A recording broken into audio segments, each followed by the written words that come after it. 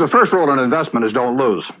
And the second rule in investment is don't forget the first rule, and that's all the rules there are. I mean, if you buy things for far below what they're worth and you buy a group of them, you basically don't lose money. Warren, what do you consider the most important quality for an investment manager?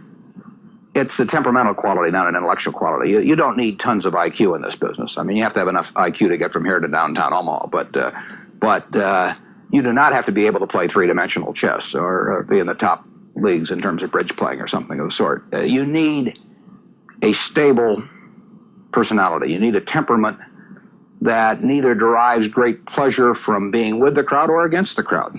Because this is not a business where you take polls, it's a business where you think. And Ben Graham would say that you're not right or wrong because 1,000 people agree with you.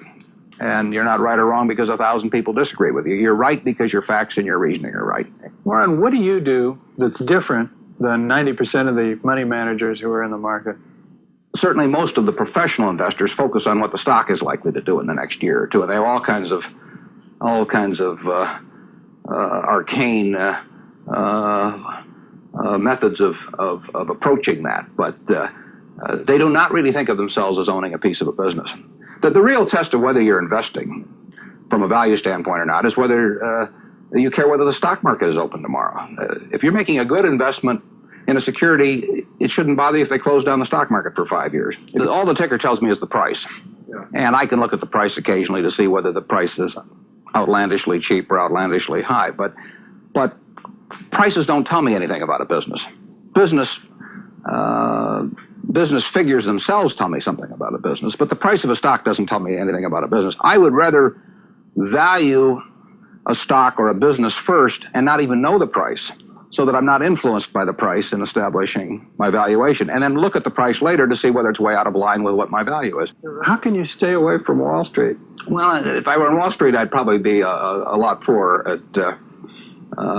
You get overstimulated in Wall Street, and you hear lots of things, and you may shorten your focus, and a short focus is not conducive to long profits. And here I can just focus on what businesses are worth. And I don't need to be in Washington to figure out what the Washington Post newspaper is worth, and I don't need to be in New York to figure out what some other company is worth. It's an intellectual process, and the less static there is in that intellectual process, really the better off you are. What is the intellectual process? The intellectual process is defining your area of competence in valuing businesses, and then within that area of competence, finding whatever sells at the cheapest price in relation to value. And there are all kinds of things I'm not competent to value. But there are a few that I am competent to value. Have you ever bought a technology company? No, I really haven't. In 30 years of investing, not one? I haven't understood any of them. So you haven't ever owned, for example, IBM? Never owned IBM. Marvelous company. I mean, a sensational company, but I haven't owned IBM. And so here is this technological revolution going on, and you're not going to be a participant. Gone right past me. Is that all right with you? It's okay with me. I don't have to make money in every game. I mean, I don't know what cocoa beans are going to do. There are all kinds of things I don't know about, and that may be too bad. But why should I know all about them? I haven't worked that hard on them. In the securities business, you literally every day have thousands of the major American corporations offered to you at a price that changes daily.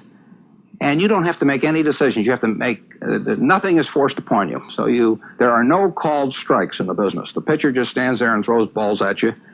And if you're playing real baseball and it's between the knees and the shoulders, you either swing or you get a strike called on you. If you get too many called on you, you're out.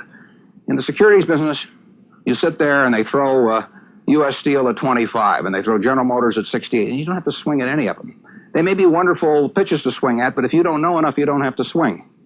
And you can sit there and watch thousands of pitches, and finally you get one right there where you want it, something that you understand, and then you swing. And so you might not swing for 6 months. You might not swing for 2 years. Isn't that boring? It would bore most people, and certainly boredom is a problem with most professional money managers. If they try to sit out an inning or two, not only do they get somewhat antsy, but their clients start yelling, "Swing, you bum!"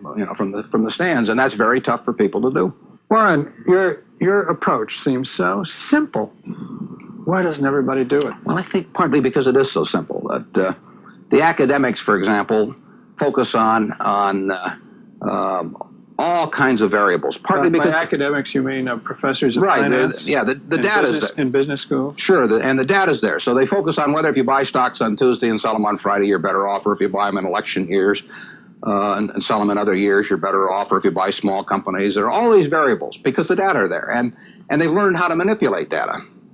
And as a friend of mine says, to a man with a hammer, everything looks like a nail. And once you have these skills, you just are dying to utilize them in some way, but they aren't important.